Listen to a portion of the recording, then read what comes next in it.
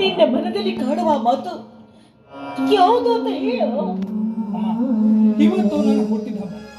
ಇವತ್ತು ನಾನು ಮಾಡಿರೋ ಎಲ್ಲಾ ತಪ್ಪನ್ನ ನಿನ್ ಮುಂದೆ ಹೇಳಬೇಕು ಅಂತ ತೀರ್ಮಾನ ಮಾಡಿದ್ದೀನಿ. ಯಾಕೆಂದ್ರೆ ಈ ಪ್ರಪಂಚದಲ್ಲಿ ಮಗ ಮಾಡಿದ ತಪ್ಪನ್ನ ಯಾರೂ ಕ್ಷಮಿಸದೇ ಇದ್ರು ಹೆತ್ತ ತಾಯಿ ಕ್ಷಮಿಸ್ತಾಳೆ ಅಂತ ನಂಬಿಕೆ ನನಗಿದೆ ಅಮ್ಮ. ಅದಕ್ಕಾಗಿ ನಾನಿವತ್ತು ನಾನು ಮಾಡಿರೋ ತಪ್ಪನ್ನ ಹೇಳ್ತೀನಿ, ನೀನು ಅದನ್ನ ಕ್ಷಮಿಸ್ತೀನಿ ಅಂತ ನನಗೆ ಮಾತು ಕೊಡಮ್ಮ. ಹೇಳಪ್ಪ, ಮೊದಲು ಅದು ಯಾವ ಮಾತು ಅಂತ ಹೇಳು.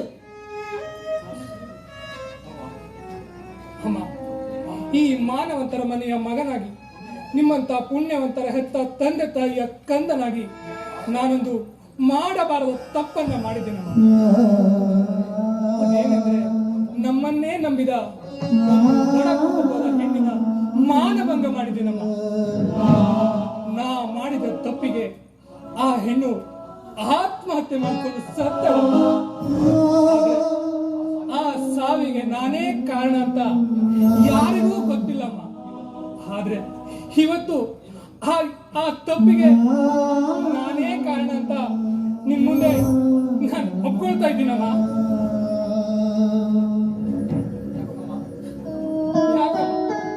ಯಾಕಮ್ಮ ಮೌನ ಮಾತಾಡಮ್ಮ. ಬೆಕ್ಕು ಕಟ್ಟಿ ಮುಚ್ಕೊಂಡು ಹಾಲು ಕುಡಿದ್ರೆ ಜಗತ್ತಿಗೆ ಗೊತ್ತೇ ಆಗೋದಿಲ್ಲ ಅಂತ ತಿಳಿದುಕೊಂಡಿರ್ತಂತಪ್ಪ. ಅಂದ್ರೆ ಈ ವಿಷಯ ನಿನಗೆ ಗೊತ್ತಾ? ಚೇಚೆ ಕಿಲ್ಲಪ್ಪ, ಈಗ ನೀನ್ ಹೇಳಿದ ಮೇಲೆ ತಾನೇ ನನಗೆ ಗೊತ್ತಾಗಿತ್ತು. ಹೌದಾ? ನೋಡಮ್ಮ, ನಿನ್ನ ಪಾದ ಮುಟ್ಟಿ ಹೇಳ್ತಾ ಇದ್ದೀನಿ, ಇಂಥ ತಪ್ಪನ್ನ ನಾನು ಮತ್ತೆಂದೂ ಮಾಡಲಾರಮ್ಮ. ನಾನು ಮದುವೆಯಾಗುವ ಹೆಣ್ಣನ್ನ ಬಿಟ್ಟು ಈ ಜಗತ್ತಿನಲ್ಲಿರುವ ಪ್ರತಿ ಒಂದು ಹೆಣ್ಣನ್ನ ನನ್ನ ಹೆತ್ತ ತಾಯಿ ಅಂತ ಕಾಣ್ತೀನಮ್ಮ. ಇನ್ನು ಯಾವ ಹೆಣ್ಣನ್ನು ಸಹ ನಾನು ಕಣ್ಣೆತ್ ಸಹ ನೋಡ್ಲಾರೇನಮ್ಮ.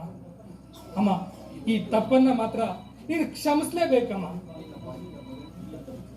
ಈ ತಪ್ಪನ್ನ ಕ್ಷಮಿಸಿದ್ರೆ ಮಾತ್ರ ನಾನು ಈ ಹಾಲನ್ನ ಕುಡಿಯೋದು, ಇಲ್ಲವಾದ್ರೆ ನಾನು ಈ ಹಾಲನ್ನ ಕುಡಿಯಲ್ಲಮ್ಮ. ನೀ ನನ್ನ ತಪ್ಪನ್ನ ಕ್ಷಮಿಸಿದ್ದೆ ಆದ್ರೆ ಬರೀ ಹಾಲಲ್ಲಮ್ಮ, ನೀನು ವಿಷಯ ಕೊಟ್ಟರು ಕುಡಿತೀನಮ್ಮ. ಆದ್ರೆ ನೀನು ನನ್ನ ಕ್ಷಮಿಸ್ಲೇಬೇಕಮ್ಮ, ಕ್ಷಮಿಸ್ಲೇಬೇಕು. ಮತ್ತೆ ನಾನು ನಿನಗೆ ಕೀಟವಂತ ಆಶೀರ್ವಾದ ಮಾಡ್ಲು, ಕೀಟವಂತ ಆಶೀರ್ವಾದ ಮಾಡ್ಲಿ. ದೈವ ದೂರ ಆದ್ರೆ ಆ ದೇವರು ಕೂಡ ಬಂದು ಕಾಪಾಡುದಿಲ್ವಂತೆ. ಅಂದ್ಮೇಲೆ ನಿನ್ನ ಪಾಲಿಗೆ ದೇವರಾಗಿದ್ರು ಬದುಕುವ ಭಾಗ್ಯವನ್ನ ನೀನ್ ಪಡೆದುಕೊಂಡಿಲ್ಲಪ್ಪ, ನೀನ್ ಪಡೆದುಕೊಂಡಿಲ್ಲ. ಬಿಡಪ್ಪ, ಮಹತ್ ಸಾಕು. ನೀನಿನ್ನು ಚಿಕ್ಕವನು, ದೊಡ್ಡವರ ಮಾತ್ರ ಕೇಳಬೇಕಾದದ್ದು ನಿನ್ನ ಧರ್ಮ. ಮೊದಲೇ ಹಾಲು ಕುಡಿ, ನಂತರ ಬೇಕಾದ್ರೆ ನಾನು ನಿನಗೆ ಮನಸಾರಿ ಆಶೀರ್ವಾದ ಮಾಡ್ತೀನೋ. ಈ ಮಾತು ಸತ್ಯನೇನಮ್ಮ? ಹೌದಪ್ಪ, ಸತ್ಯವಾಗ್ಲು. ಸರಿ ಅಮ್ಮ, ಹಾಗಾದ್ರೆ ಹೆತ್ತವಳ ಆಸೆನೇ ಮೊದಲು ಗೆಲ್ಲಲಿ. ನಾನು ಹಾಲು ಕುಡಿತೀನಿ, ತಾರಮ್ಮ ಹಾಲು.